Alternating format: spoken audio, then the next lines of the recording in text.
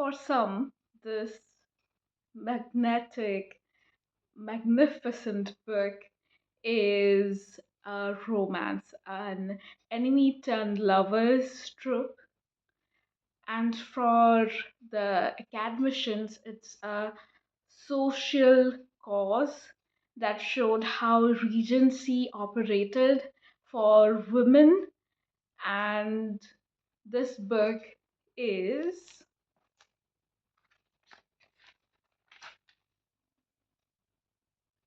Pride and Prejudice by Jane Austen. In this lovely cover, which I have just now broken, and this book is a really lovely treasured possession of mine. And in 2026, I guess I will be rereading this Jane Austen classic, this English classic that not an English white man has written, but a white woman has written, who was unmarried, who was poor, and who wasn't that a part of society as she was as an observer of society and of their manners. And she is none other than Jane Austen. And Pride and Prejudice in this era is, I guess, seen more as a romance than as a social commentary of women condition, women's question in a time when there was none. Nobody thought of women anything other than an house body, not as an educated female who can write and think and have opinions on society and its manners and its men. And this is such a brilliantly written novel about this woman who is not dull. She is smart, she is clever, she can think about herself, and she does think about herself. She is not a heroine who, will give up her life for someone else. No, she is selfish. She has this thing that what I want, I get. And at the same time, her male interest is a man who is rich, who has everything under his feet and in his fist, but he isn't that charismatic in his manners or his actions.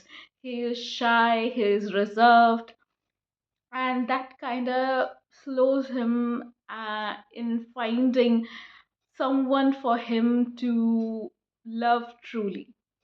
And that is where he finds this woman who he instantly falls in love with, not with her wittiness, not with her character, but how she looks to him, even though he confesses that he does not love him for his her looks. Still he is very much in love with her looks.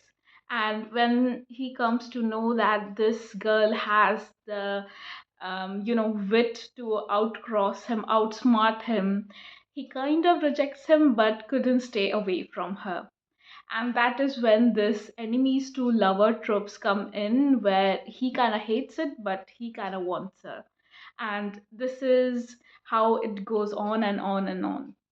In 2026, I guess there are many number of papers written on Pride and Prejudice, and many number of books that have been inspired by this book. Can I show you how pretty this spine is? Oh my goodness, I'm utterly in love with this book.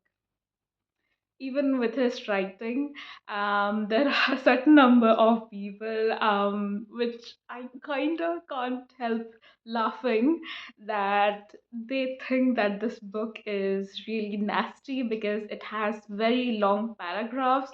But that is how Jane Austen wrote.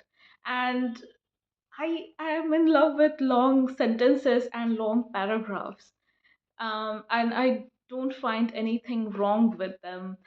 They just increase the beauty of her sentences, of her thought process, of what she wanted to express in her writing.